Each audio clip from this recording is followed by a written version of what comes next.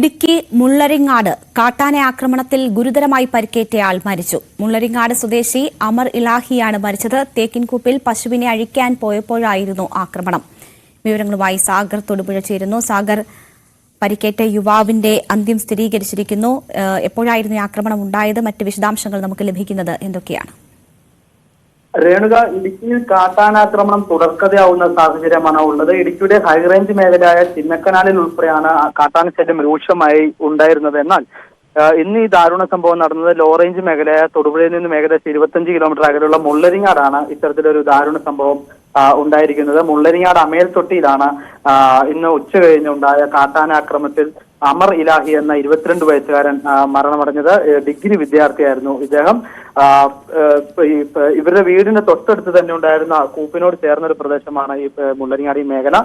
ഇവിടെ വീടിന്റെ ചേർന്ന് തന്നെയുള്ള സ്ഥലത്ത് തേക്കിൻ കൂപ്പിൽ പശുവിനെ മേയാൻ വിട്ടിരുന്നു. ഈ പശുവിനെ അഴിക്കുവാൻ പോയപ്പോഴാണ് ഇത്തരത്തിൽ കാട്ടാന ഈ അമർ ഇലാഹിയെ ആക്രമിച്ചത്. കൂടെ ഉണ്ടായിരുന്ന മൻസൂർ എന്ന ആൾക്കും പരിക്കേറ്റിട്ടുണ്ട്. ഇദ്ദേഹം തൊടുപുഴയിലുള്ള ആശുപത്രിയിൽ ചികിത്സയിലാണ്. ഈ സംഭവം അറിഞ്ഞ ഉടൻ പ്രദേശവാസികൾ ഓടിക്കൂടി കൂടെ ഉണ്ടായിരുന്ന മൻസൂർ, ഈ മരണപ്പെട്ട അമർ ഇലാഹി ഇരുവരെയും തൊടുപുഴയിലുള്ള ജില്ലാ ആശുപത്രിയിൽ എത്തിച്ചു. എന്നാലും അമർ ഇലാഹി മരണപ്പെടുകയായിരുന്നു. കൂടെ ഉണ്ടായിരുന്ന ആൾ ഇപ്പോൾ ആശുപത്രിയിൽ ചികിത്സയിലാണ്.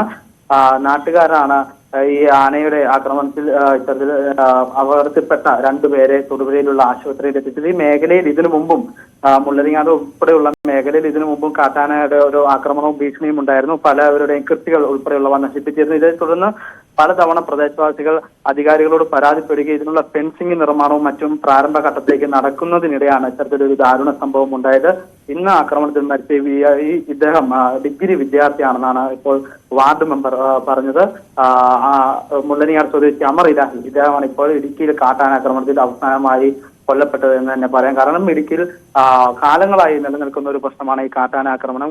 ജില്ലയുടെ ഹൈറേഞ്ച് മേഖലയിലുള്ള ചിന്നക്കനാൽ ഉൾപ്പെടെയുള്ള മേഖലകളിൽ ധാരാളം കാട്ടാനാക്രമണത്തിൽ പലരും ഇത്തവണത്തിൽ അപകടത്തിൽപ്പെട്ടിട്ടുണ്ട്, ഇല്ലെങ്കിൽ മരിച്ചിട്ടുണ്ട്.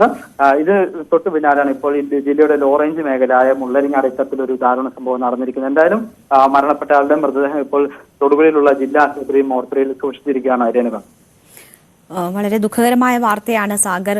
വീണ്ടും ഒരു ഇര കൂടി ഉണ്ടായിരിക്കുന്നു കാട്ടാന ആക്രമണത്തിൽ എന്നത് നമുക്കറിയാം. കഴിഞ്ഞ ദിവസം കോതമംഗലത്ത് കുട്ടമ്പുഴയിൽ ഒരു യുവാവിന്റെ ജീവൻ നഷ്ടപ്പെട്ട സംഭവം. കാട്ടാന ആക്രമണം തുടർക്കഥയാകുന്നു. എങ്ങനെയാണ് പ്രദേശവാസികളുടെയൊക്കെയുള്ള ഒരു പ്രതികരണം? ഒരു യുവാവിന്റെ ജീവൻ നഷ്ടമായിരിക്കുന്ന വിഷയം, കാട്ടാന ആക്രമണം തുടർക്കഥയാകുന്നു, പ്രതിഷേധങ്ങൾക്കൊക്കെ ഇടയാക്കുന്നുണ്ടോ ഇത്? തീർച്ചയായും ഇപ്പോൾ ആശുപത്രിയിൽ ഈ മൃതദേഹത്തിനൊപ്പം എത്തിയിരിക്കുന്ന പ്രദേശവാസികൾ എത്തിക്കൊണ്ടിരിക്കുന്ന ഒരു സാഹചര്യമാണുള്ളത്. കാരണം 3 മണിക്ക് ശേഷമാണ് ഇത്തരൊരു സംഭവം ഉണ്ടായത്. ഈ പരിക്കേറ്റു എന്നൊരു രീതിയിലാണ് ഇരുവരെയും ആശുപത്രിയിലേക്ക് എത്തിച്ചത്. എന്നാൽ ആശുപത്രിയിൽ എത്തിയതിനു ശേഷമാണ് ഈ അമർ ഇലാഹി മരണപ്പെട്ടത്. ഇപ്പോൾ പ്രദേശവാസികൾ എത്തിയിട്ടുണ്ട്. വാർഡ് മെമ്പർമാർ, ജനപ്രതിനിധികൾ ഉൾപ്പെടെയുള്ളവർ ആശുപത്രിയിലേക്ക് എത്തിയിട്ടുണ്ട്. എല്ലാവരും കടുത്തൊരു പ്രതിഷേധം ഇക്കാര്യത്തിലുണ്ട്. കാരണം ഈ ഇടുക്കി ജില്ലയിൽ ഒട്ടാകെ ഈ ഹൈറേഞ്ച് മേഖലയിൽ ഉൾപ്പെടെ പലയിടത്തും ഇത്തരത്തിൽ കാട്ടാനയുടെ ആക്രമണവും ഭീഷണിയും നിലനിൽക്കുന്ന ഒരു സാഹചര്യം നാളുകളായിട്ടുണ്ട്. ഇവരുടെ കൃഷിയിടങ്ങളും വീടുകളും ഉൾപ്പെടെ നശിപ്പിക്കുന്ന ഒരു സാഹചര്യം, ആളുകൾ മരണപ്പെടുന്ന ഒരു സാഹചര്യം എല്ലാം ഉണ്ട്. എന്നാലും പലയിടത്തും ഈ കാട്ടാനയെ തുരത്തുന്ന ഒരു കാര്യത്തിൽ അധികൃതർക്ക് വീഴ്ച ഉണ്ടായിട്ടുണ്ടെന്ന് തന്നെയാണ് ജനപ്രതിനിധികൾ ഉൾപ്പെടെയുള്ളവർ ആരോപിക്കുന്നത്. ഇപ്പോൾ ഈ അപകടം ഉണ്ടായ ഈ മുള്ളരിങ്ങാട് മേഖലയിൽ ഈ കാട്ടാനാക്രമണം കാലങ്ങളായി തുടരുന്ന ഒരു പ്രദേശമാണ്.